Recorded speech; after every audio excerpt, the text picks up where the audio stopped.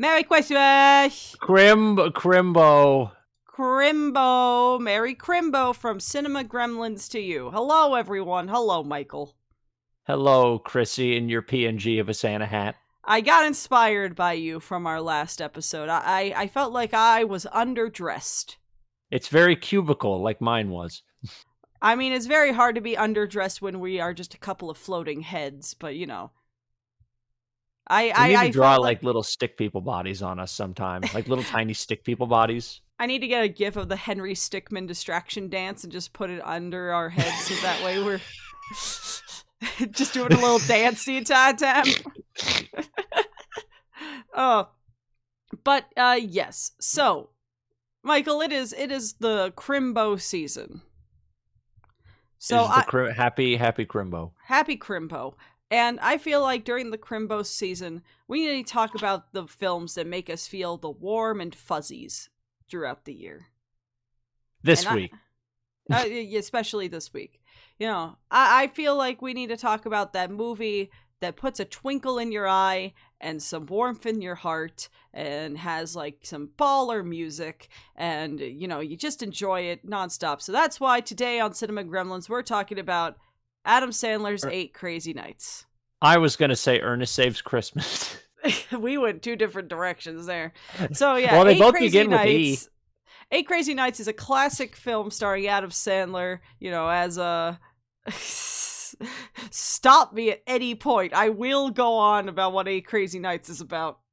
I almost want to see you try, but at the same time, I feel like talking about 2 movies is going to take a very long time. So yes, we are not talking about Adam Sandler's classic film 8 Crazy Nights. We're talking about Christmas caroling.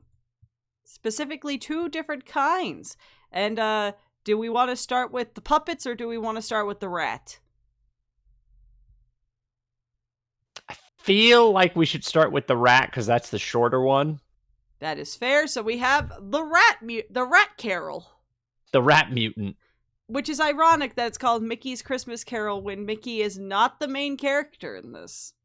Yeah, I've always thought that, I mean, if they called it Scrooge's Christmas Carol, I feel like that'd be like, well, no, duh. Like, yeah, it'll be like, excuse me, of course it's Scrooge's Christmas Carol. He's Scrooge. It's like, no, the other Scrooge. The duck. Also, holy shit, I actually need to bring this up because I just looked this up now. This movie turns 40 in like a week. Oh no, it's a millennial. Yeah, Saturday, this movie turns 40. Wow. That's insane. Oh man, this movie is like almost twice my age. I was negative 14. What? Negative 13. Okay, I almost said negative 23, and then went, wait.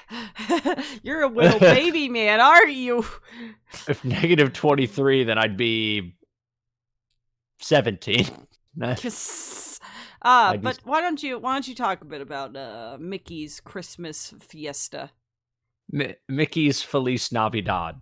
I mean, it's kind of, if you explain, I feel like this is going to be the same thing with Muppet Christmas Carol when someone says, tell the story of what it is. I mean, if you know Christmas Carol, they're all pretty much the same. Ebenezer Scrooge is a bitter old man.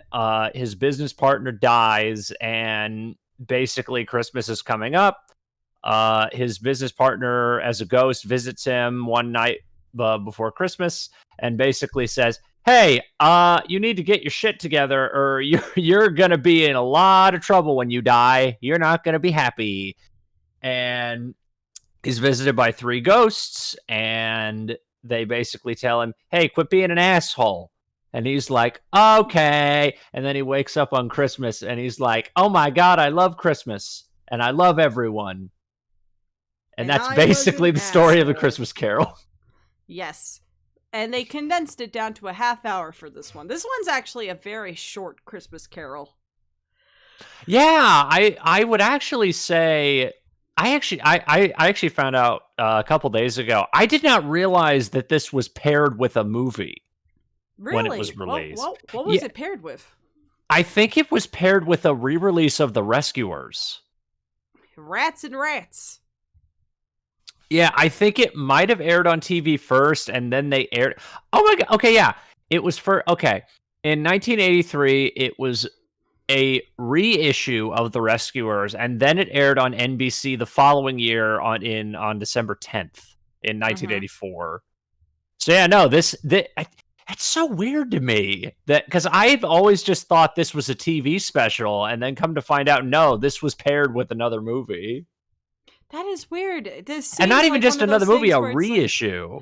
it's like, oh Like, look, man, how insane that it's like, hey, you're going to go see The Rescuers? Here's a half-hour-long special before it. you want to know the weird thing? That happened twice. Isn't the other That one the Olaf one that everyone hated? No. I mean, with Mickey and the Rescuers, that happened twice. Because The Oh. Prince and the Pauper aired in front of Rescuers Down Under, and that was also a half hour. Huh. Okay. Yeah, and the weirder thing about this is that it was put in front of a reissue of The Rescuers, so it wasn't even the original run of The Rescuers. I mean, there's a reason this one is probably more memorable. But I mean, The Prince and the Pauper's really fucking good, too. I really like that no, I'm not special. comparing it to Prince and the Pauper. I'm comparing it to The Rescuers. Oh, Rescuers is okay. Watch the sequel. It's way okay, better. but this is a legitimately this adaptation of Christmas Carol has no right to be as good as it is. See, the difference, I actually, comparative to the Zombie Island video, I'm going into this not knowing which you prefer. So I think this is more interesting. Well, because you never said. I will say straight up, I think this is like one of the most perfect specials ever made, in my opinion. Like, Christmas special, I would argue this is my favorite Christmas special of all time. So I mean, a very good choice for a Christmas I'm a little special. biased with this one. So okay. So why don't you? Oh, I mean, if you're Mr. Mickey's Christmas Carol stan, what are some things you like about this one? I think the thing I find so amazing about this special is that they condense the story into a half hour, and they take out just the right things, and they add and they keep in just the right amount of things, and they take out just the right amount of things, and it somehow works so fucking perfectly. And I don't know how they did that. I have never seen a half-hour Christmas Carol version of Christmas Carol that was this good. Yeah, like I guess oh, sorry. They condensed it in a way that I don't know. I forget who said this, but I remember talking to someone about this, saying the special inherently shouldn't work. It really shouldn't. Because no, like. Because because how do you condense a story, arguably one of the most adapted stories of all time, and condense it into a half hour? I mean, that is very fair. I mean, because when you watch it with the POV of you're trying to see where they sped parts up, kind of thing, you can tell, especially during Scrooge's past. I would say the past segment is probably the one that is going the fastest, and, you know, the deaf one, because the deaf one is just, you see Mickey look at his dead kid's grave and Pete throwing him to hell. They focus a lot on the present. And when you see that, then you can be like, oh yeah, but when you're just watching it to watch it, you do not feel the speeding up of parts. You just feel a really well-paced special. I think it's the other thing of you spend enough time in each part, which, yes, the past and the future segments are short, but I think you spend enough time in each part to still get how he's feeling, and you get what happened to him. Like, they don't compromise anything, really, in terms of how they do the storytelling with what they cut out. Like, you still get what happened to Scrooge. You still get how people thought of him. You still get the present story. Because they pretty much cut out all the stuff with his nephew except the first scene with him and Cratchit in the building that they work at. Yeah. Even though it is very funny watching this special, because, they're basically doing, what something we're going to be talking about later does, which is, these are characters playing roles. This is not Mickey Mouse, this is Bob Cratchit, so on and so forth. And to do the past segment, they have Daisy being Scrooge's, lost love, which makes it seem like Scrooge is cucking his nephew. Which I guess is fair that they don't show any. What's his nephew's name? I always forget his nephew's name. Billy. His name is not actually Billy, but I was gonna say, I don't think it's Billy. I want to say it's Doug? Something along those lines. Let's call him Billy. Scrooge McDuck. But also, Jesus Christ, that is the most... I do not think there will ever be a more fitting Scrooge than Scrooge fucking McDuck. That's so perfect. It really is. It was literally made for him. And no, that's the more amazing thing about how it's perfect Alan Young that is. Playing him in this special, right? Yes, and I believe this was also the first time he played him. I mean, fantastic first impression if it is. I will say, the one actor that I just think does not sound great in this special is the Goofy, but that was also an actor who famously is a lot of people's least favorite Goofies. By the way, guys, Goofy's fucking dead in this movie.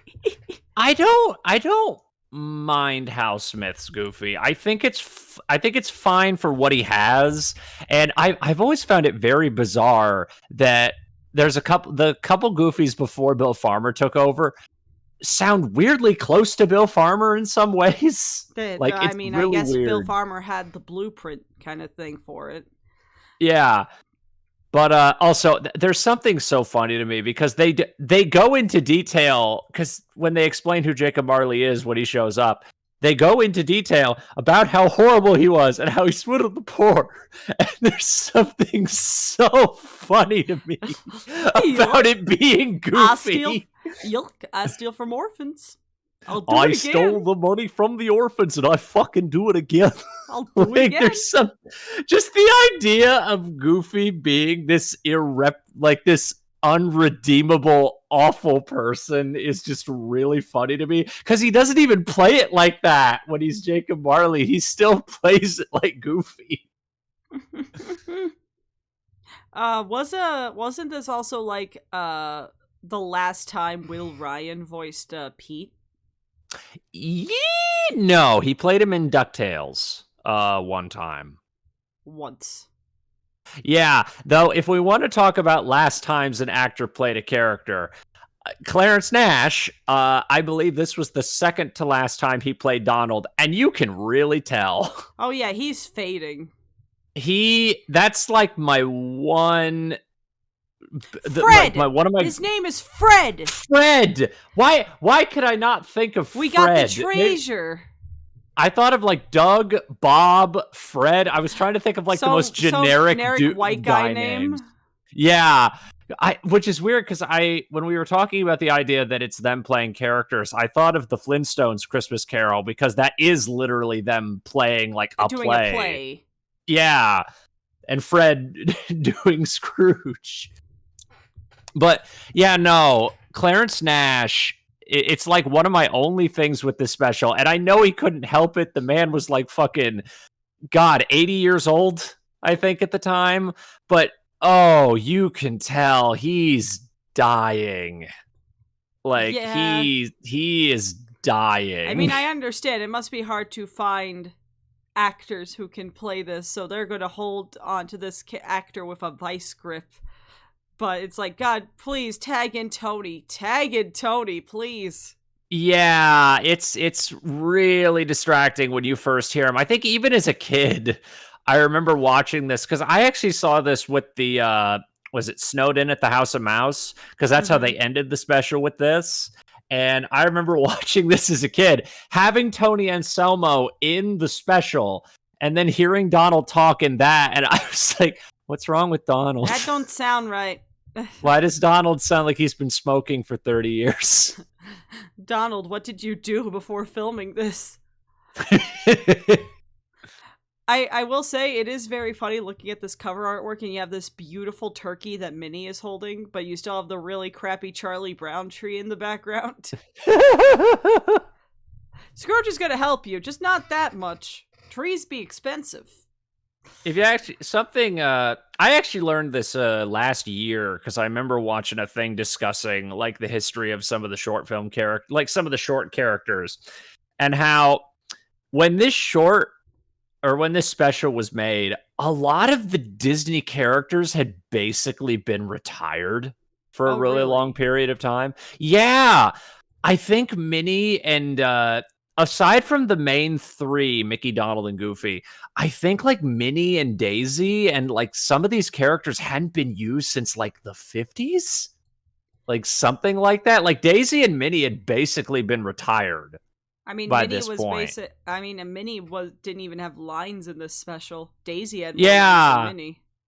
Yeah, and I found that really interesting to be like, yeah, no, once like the late 50s hit, Disney basically stopped using some of their legacy characters for a long period of time. And this was like the special that basically brought them back into the public eye. It's also the second to last time I think that actress for Daisy, Patricia Paris, played Daisy. Well, yeah, and I think she only played her like twice. Something like that. Well, because Daisy was, of the, Mickey Mouse crew, Daisy is kind of the most modern creation. Because she's basically an amalgamation of a lot of Donald Duck female characters. To the point Clarence played her when she first appeared. Yeah. Because I think, like, Daisy had, like, a completely different name at a certain point.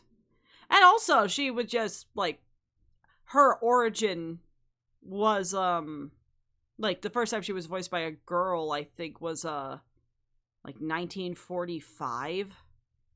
I'm trying to see when she was first created. Well, her first appearance was as a character named Donna Duck, and that was in Don Donald back in, like, 1937.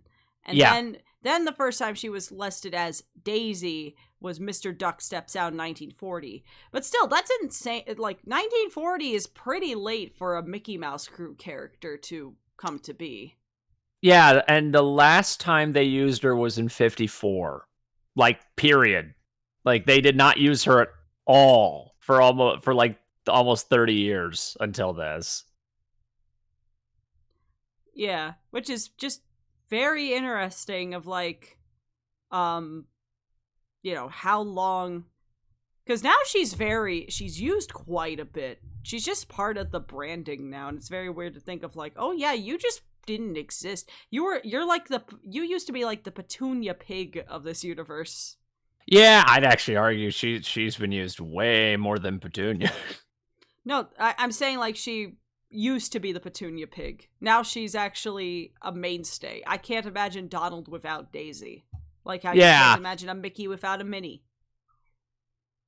And speaking of, this was also the first time Wayne Allwine played Mickey. Really? Yeah, this was the first time he had played the role. And you can kind of tell, because comparative to the stuff he did later, it's kind of rough.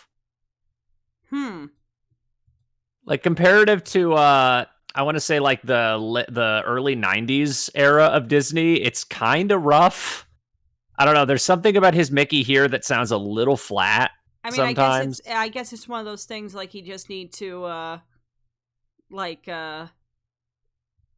work into it, kind of thing. It's like the early Steve Whitmer Kermit. You got to work into it. Yeah. And like, then if you watch that, he's like, "Hey, you know my wife? Get her to hire this woman.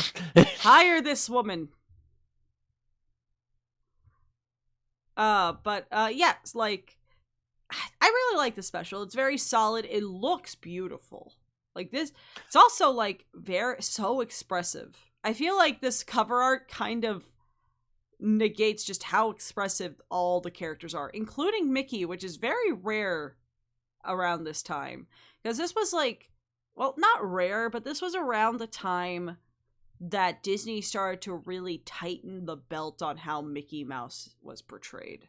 Yeah, this was during that very well, and again, that period where they weren't using a lot of their other characters, and they were basically only marketing Mickey and Donald and kind of Goofy. Goofy was also kind of being shoved to the sideline for a period around this Goofy time. became the television one because you had Goofy Yeah. and stuff. But like, you know, this was around the time where they were like, Mickey has to be a Boy Scout kind of thing. Like, you'll occasionally get moments where he gets to break out of that, like, you know, like Prince and the Pauper, like Runaway Brain, like the Three Musketeers. But it wasn't very often. I mean, we didn't start to get Little Bastard Mickey until the Paul Rudish shorts in like the 2010s. So it was very weird to see Mickey actually have more of an emotion than, happy, come to Disneyland. Oh, I've always said one of the I'd argue one of the best shorts they ever made with Mickey is Runaway Brain, a short that you almost can't even watch anymore. Mm-hmm. Because that's probably, during that period, that 90s period, I'm still amazed Runaway Brain even got made, especially during the period that it came out, because that is the most out-of-character shit I've ever seen Mickey Mouse in during that period. It's very interesting, especially since that was like the one of the shorts that they made. Like, I think it started production right after Mickey's like 60th anniversary. So they're like, "Happy birthday, Mickey! Time to take out your brain." Here's a short that we're too afraid to re-release because a lot of people keep saying it's too dark. It's too dark, which is like, you want to know that I always find funny that that this short lost at the Academy Awards to a close shave. You know, the short that is basically Wallace almost gets murdered. The fucking Terminator dog short where Gromit gets fucking arrested and Wallace almost dies. This isn't too dark, but Mickey swapping brains and there's like a King Kong reference. Woo! I've always theorized, I think the reason a lot of people thought it was too dark was because they didn't like seeing Mickey in that kind of scenario, which I honestly think it's pretty refreshing to see Mickey in a really creepy, weird scenario. Yeah, I don't know. It's just, it's weird. I do think in our lifetime there will be like a resurgence of it, that it will find, like, you know, they'll be like, hey, we need some money. Time to put this out on like a shorts Blu-ray or something. Because this thing is constantly requested, because they only released it once on like a digital download for the short film collection. You know, a digital download that is like, oh, I don't know if you could even get that anymore, because the short film collection is lost. It's out of print. Yeah, and I know that they released it on one of the Mickey, like one of those Disney Treasure DVDs, which those are also long out of print. Anyways, but this is not about Christmas Carol. I think Christmas Carol is a very solid Christmas Carol. Yeah, no, I'd say it's definitely my favorite version of Christmas Carol. I just love everything about it. I think it's such a well done version of the story, especially for a version that's so short. Mm-hmm. But you know what's my favorite Christmas Carol? Oh shit. 8 Crazy Nights from Adam Sandler. I was hoping you had Mr. Magoo's Christmas Carol pulled up. I was like, I swear, if she curveballs me and pulls up like fucking Mr. Magoo's Christmas Carol or something. No, it's Muppets. This one is my favorite. Like, if you told me what to pull out what I think is my favorite Christmas movie and Christmas Carol movie, it would both be this. It would just be 2 copies of Muppet's Christmas Carol. Yeah, I adore this. This also may be my favorite Muppet movie. I wouldn't say it's it's not my favorite Muppet movie, but I do like it. I think it's just such a, this and Treasure Island are some of my favorite genre of Muppet movie, where they are, they're actors playing a role, which I really enjoy. And there's just so much. I miss movies like that. Yeah, I miss movies where they would just have the characters like in a play setting, kind of, or they would have them playing characters. Yeah, they need to bring that back. I want Les Mis with Muppets. I have desperately wanted them to make a Muppet movie like this again for so long. Give me a Muppet Da Vinci. They constantly say they don't know what to do with the Muppets, and it's like, you have the blueprint right here. Like, you did Muppet Treasure Island, you did Christmas Carol, to a lesser extent you did Wizard of Oz. Like, it's a fun idea. Just have them in this story and just have them do what they do. Yeah, I don't get it. But either way, there's so much about this that I adore. I love the sets. I miss movies where the sets you could tell they're just sound stages. Very, very large, like, sound stages. Yeah, but they're so, like, intricate and fun, and there's always a Muppet wallowing in the background. Like, it's so, there's so much care behind it, and it feels real, because it is real! And I love that. This has one of my favorite Scrooges. Michael Caine as Scrooge is a fantastic choice. Did you know originally it was going to be George Carlin? I'm glad I don't live in that timeline. I love George Carlin. I'm very curious to what that timeline looks like. If you told me George Carlin in Muppet Christmas Carol, I would be intrigued. Like, I would be very curious to know what that would look like. I'm intrigued, but I feel like one of the reasons Muppet Christmas Carol works so well is just how straight Michael Caine plays it. Oh, he openly had said when they offered him the role, he's like, I'm playing this straight. I'm not going to do anything cartoony. I'm playing this straight. Which works so well. It's like this is the thing that I love when actors do stuff with the Muppets, is just the fact that, they're still real people. Like, I love it so much. It's like, man, Caine is pulling out an Oscar performance, and there's Kermit the Frog. I need to bring this up because I feel like I'm going to forget about it. There's a lot of little moments in this movie that I completely forgot about that had me laughing so hard. Oh, do tell. And I actually posted this on Twitter a couple days ago because that's when I rewatched the movie. When they're cooking, when they go to the Ghost of Christmas Present and it shows Bob Cratchit's house with Piggy and the pig and frog babies. When Piggy is telling the little boy to spin the turkey and is explaining why, I just love, it smells so good, Mother. It does, doesn't it? Just the way that Piggy. Oh, I love that. I don't know why Piggy says it like that, but it makes me laugh so hard. I adore Frank Oz, Miss Piggy. I love that so much. Just like just her sets. I want to know what the direction of that line was, because it's delivered so... I can't even explain what the delivery is. It's just, it does, doesn't it? There's so many moments from this that I really love.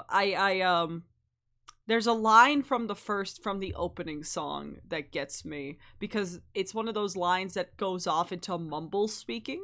Wait, is it the fruit saying like, help, I'm a fruit, I'm being kidnapped, like right before the song starts? No, it's like everyone talking about how poor and cold they are, and then it's like, and they even froze our cheeses. It's so funny. It shouldn't be, but it's so funny. No, but the one little moment I wanted to bring up that might be my favorite little moment in the entire movie because it was very clearly improvised. Was I don't remember the context of the scene. It's a bit between Rizzo and Gonzo. And I think it's when like he falls down or he's in the bucket, like when he falls in the bucket or something. And I think Rizzo says something is sass Gonzo, and Gonzo's mad at him. And then Rizzo just looks at him and just goes, and just kisses him on the nose. Oh, and I they love just that cut. scene. And I've always thought that had to be improv. I need to see the extended cut where they're breaking down laughing. Oh, no, because they cut immediately after he kisses him on the nose, because there's no way that was not made up on the spot. I imagine if the extended cut is just Whitmer and Golez are just like, start making Gonzo and Rizzo ravenously kiss, just like. Oh, you've seen the bloopers for the movie before, right? Yes, I have. I always think every time they cut to that bust of William Shakespeare, every time I just think of Gonzo going, "Oh, look, it's Frank Oz." I love that, and I did always find it weird that they made those busts look really Muppety. Which does that imply that Shakespeare in that world was a Muppet? Yes. I really love the because this movie is so funny. And I mean, you should expect that from a Muppet movie, right? But like these jokes hit so good, and it's Fozzie playing Fezziwig and calling him Fozziwig is one of the best Muppet puns. I think that's on par with with Scrooge McDuck playing Scrooge. That's so fucking perfect. I also love that that Fozziwig in this owns a rubber chicken factory. Like, it's just perfect. What's the bit? Like, they're about to do the Christmas party. It's like, I'd like to say a few words before the party. Have a good party. All right, let's party. I love it. My favorite joke in the entire movie, though, is from when they're in Scrooge's past, and Sam the Eagle is the headmaster. The British way. It's the American way. Oh, okay. It is the British way. That is the funniest shit to me. I also the choice to make Rizzo and Gonzo basically just Charles and Charles Dickens' rat, like, is an inspired choice. Like, all the casting is great. I love the fact that, let me just point out though, I love that the fucking rabbit Muppet is on this poster. I was about to say, Bean is on the poster. He's in this movie a total of maybe like 45 seconds. And those 45 seconds are him constantly getting hit and mutilated because they keep opening the door on him when he's Christmas caroling. It reminds me, the only part he has in Muppets from Space is when Miss Piggy shows up, opens the door, slams the door into him, and it's just him falling over. He just falls over, and that's his only scene in Muppets from Space, which implies to me he's dead. While he's holding like that giant plate of bologna. Yeah. But it's so good, and like, you know, this one's obviously, it has the benefit of, it is a full feature-length movie, so they don't have to cut things out. Which, ironically, there's the whole Infamous thing they cut out, the song. Fuck Katzenberg and his grape nut eating ass. Like, now, if I recall, that was only on the VHS, right? That was like the only home media release that song got. It was only on the VHS tape. The DVDs, the Blu-rays and stuff, it was only until recently with the 4K release, and then they put it on Disney Plus as well, that we have versions now that have the Love Is Gone. And if I recall, wasn't it like they couldn't find an HD master of it or something like that? Yeah, they couldn't find like a master tape of it, but someone went into the vault, you know, scouring through mountains of official Disney artist porn, and found the tape. But like, can I rant about that cutscene for a minute? Yes. Not about the cutscene. And how it makes no sense, that it was cut because they do a fucking reprise of it at the end of the movie. Yes, let me explain, my dear summer child. Here, sit on Santa's not existent lap. Where is it? There you go. Ah, ah, And I'll make you a bit smaller. ah. There we go. There, we'll make this weird. Hello. I'm not happy. Anyway, so the story is there was a man named Jeffrey Katzenberg, and he was a bad man. And basically, there's so much. We could do an entire podcast that just is the list of sins that is sending Jeffrey Oh Katzenberg my god, to you could media hell. you could unironically make an hour and a half video just talking about all the shitty things Jeffrey Katzenberg did. I could do an H Bomber Guy-esque video of just why Katzenberg, a measured response to just Katzenberg's existence as a creator. But like, Katzenberg is infamous for almost cutting things or completely cutting things from movies. Like, not just almost cutting things, almost cutting scenes that are like the most famous scenes in the movie. Like, a lot Black of the time. Cauldron is butchered because of Katzenberg. Wasn't it like 8 minutes was cut from it or something like that? More like 18. Like, he butchered that movie. And a lot of it is like scenes that are necessary for the plot. And then, you know, when you go to the Disney Renaissance stuff, he almost cut out part of your world from Little Mermaid. Because he was believe he almost cut it. Oh no, you say your thing. Oh no, I was going to say, because his justification for a lot of these, why are these getting cut? Test screenings. The kids got bored. They got restless. Jeffrey Katzenberg wanted to start the first generation of iPad kids before iPads existed.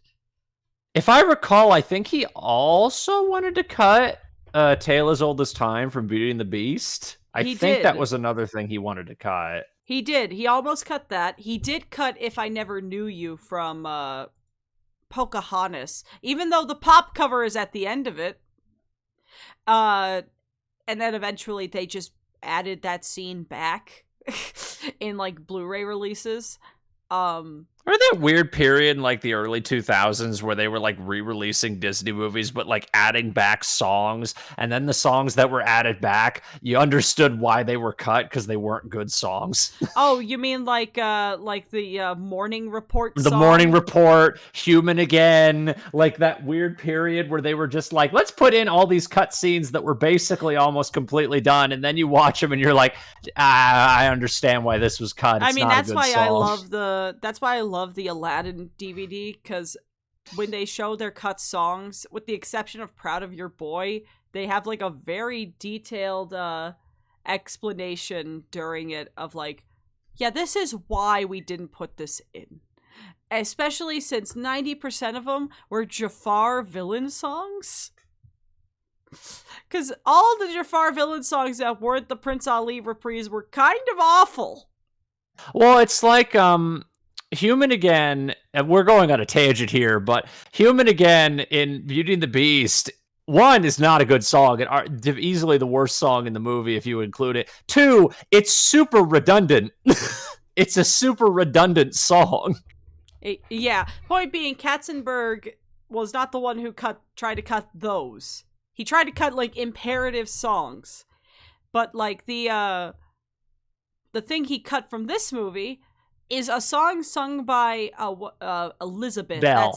Belle. Oh, is it Elizabeth? I think Belle is the nickname, but it's Elizabeth. I think a lot of productions of Christmas Carol use Elizabeth. Point being, Scrooge's fiance, when she leaves, she sings like "The Love Is Gone," which is this beautiful, heartbreaking song about her being like, you know, because of Scrooge's actions, she can't be with him anymore, and all this, and it's a beautiful, heartbreaking scene. One of the only scenes where it's actually shot on some kind of real life area and not a soundstage.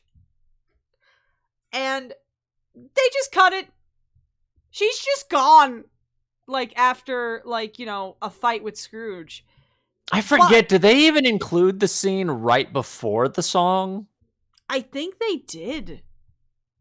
But, however, you know what they did keep in the movie? The reprise that's at the end where it's like, the love is here, the love is here. It's like, wait, Is this supposed to mean something? That's the thing. Without I mean, it's still a pretty song, but the problem is that it doesn't fucking mean anything now.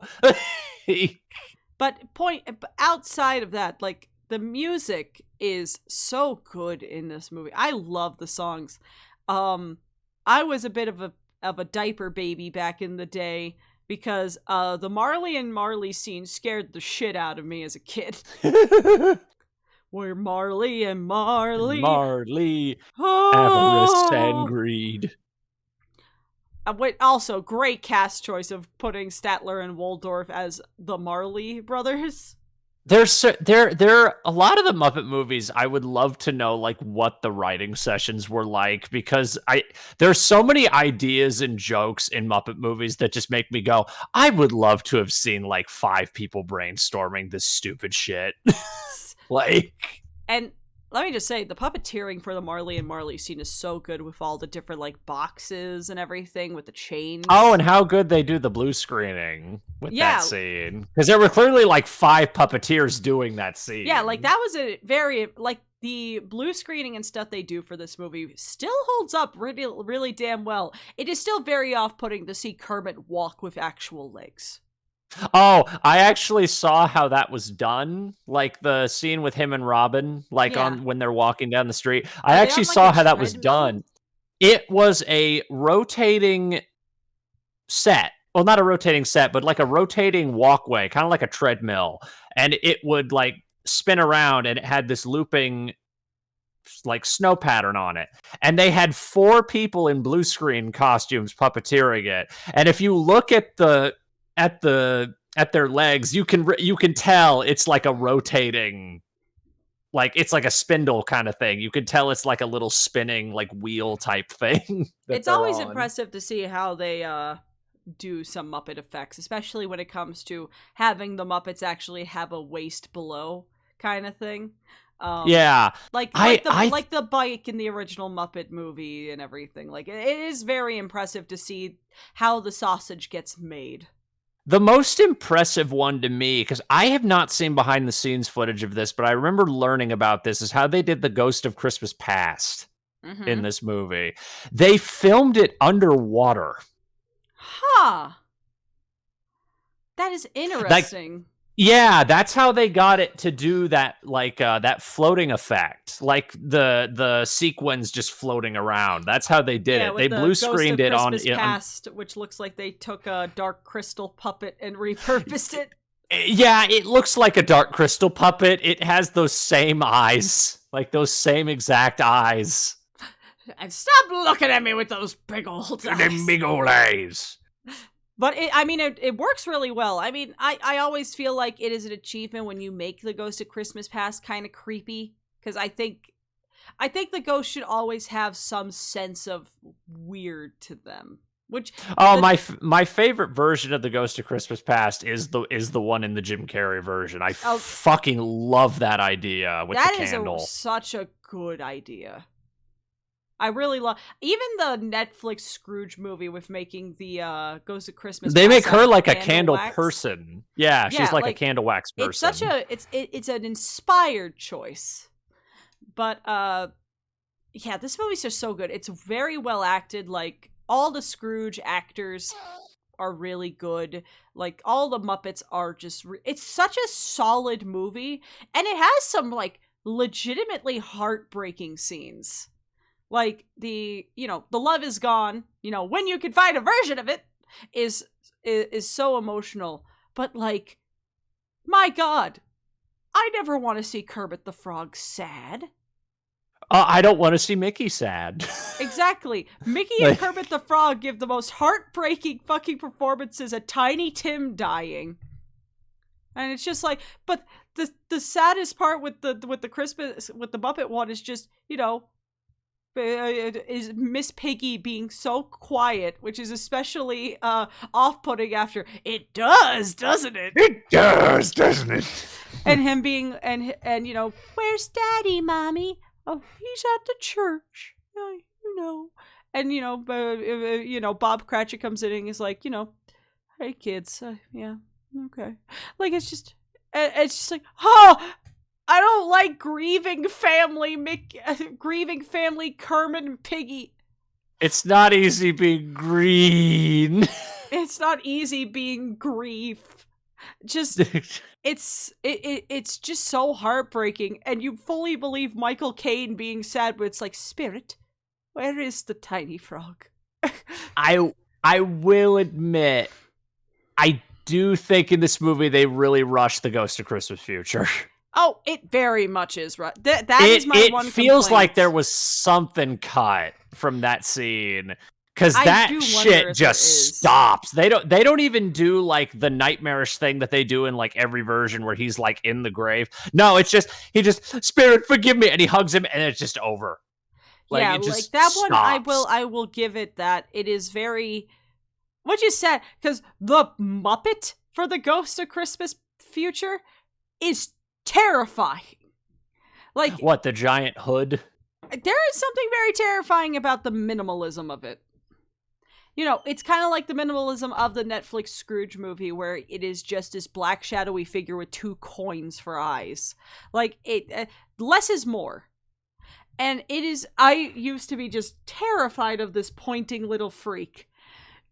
I do wish they did more with that one. But it's because it's very weird. Because when it comes to the Ghost of Christmas Past, and especially, I think of all the Christmas Carol movies, this one has my favorite Ghost of Christmas Present. The Muppet for the Ghost of Christmas Present is great. Jerry Nelson's having the time of his fucking life. It is a fantastic Ghost of Christmas Present. And I don't know, with that excluded, and I don't know why they cut stuff, because this movie's short. This is a short movie. Yeah, I think it's only like 80 minutes, if that. I remember looking this up earlier because we talked about this on Awkward Cast.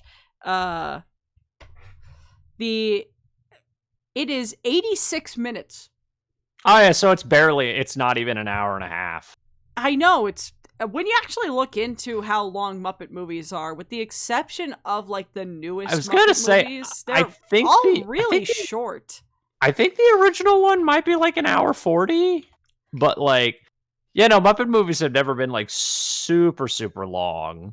And the original Muppet movie was 97. Well, for the UK minutes. version, 95 minutes for us Yankees. And then, compare that to Muppets Most Wanted, which is 107 minutes, which even 107 minutes in modern movie standards is not long. But then again, we've been post Endgame era pilled where every movie is like 2 fucking hours. I've said for so long, I miss like 90-minute movies. I miss movies that just needed to be 90 minutes to tell their story. I'm not the biggest fan of the Super Mario Brothers movie. Like, it's cute, but like, I'm not a huge. You know what I am a fan of? I'm a fan that it's not 2 hours long. It's kind of the first John Wick movie is still my favorite, and one of the main reasons it's only like an hour and a half. Like, it's super short. It's there for a good time, not a long time. Unlike, and then you get to the third movie, which is over 2.5 hours long. Do we need these 2.5? I don't think we do. But like, yeah. Point being, I think this is a fantastic Christmas Carol movie, not just Muppet movie. Muppet movies have their own echelon of grading, and I still think this is a higher tier Muppet movie.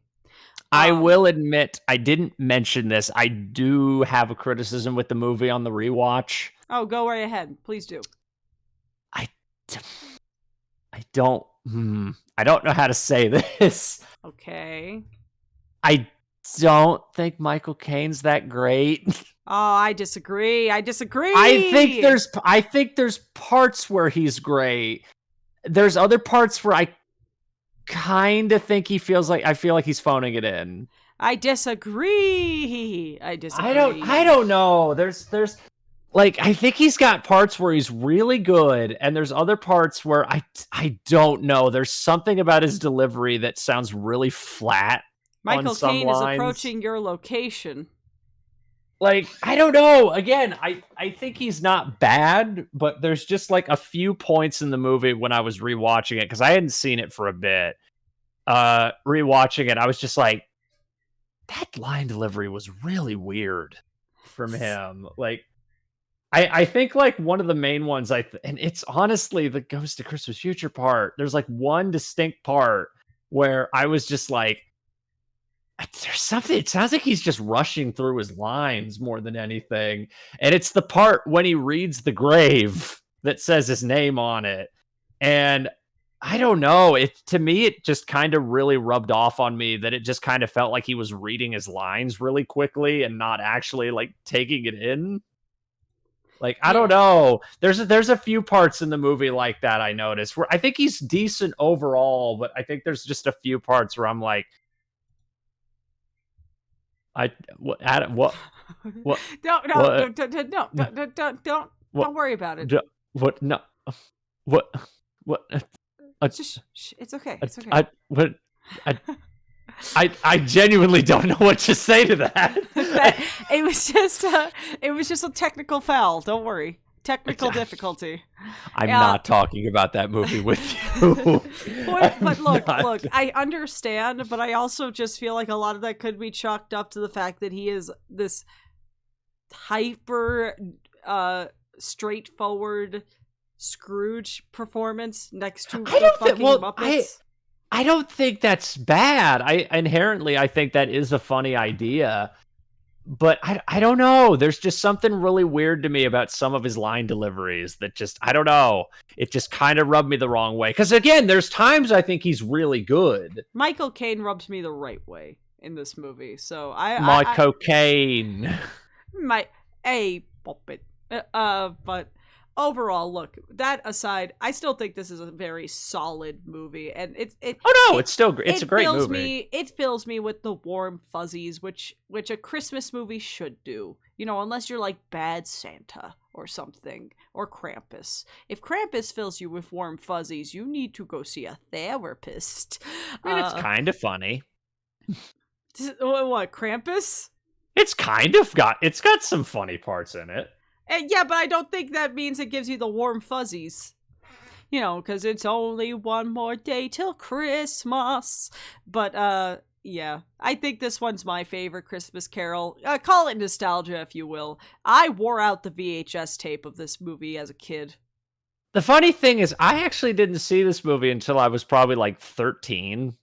This was like one of the last Muppet movies I saw. I did not watch this until I was older. This was my first Muppet movie. So that's where we differ. But yes, final thoughts. We actually have separate opinions for once. Isn't that crazy? I was going into this wondering if we had conflicting opinions on this. And we did. Hooray, conflict. But we are, no matter what, no matter if they are made of felt or are a rat, Christmas Carol is a story we can all embrace and have a happy holidays talking about. And with that, I say, Merry Christmas to all, and to all a good Grem. Grem?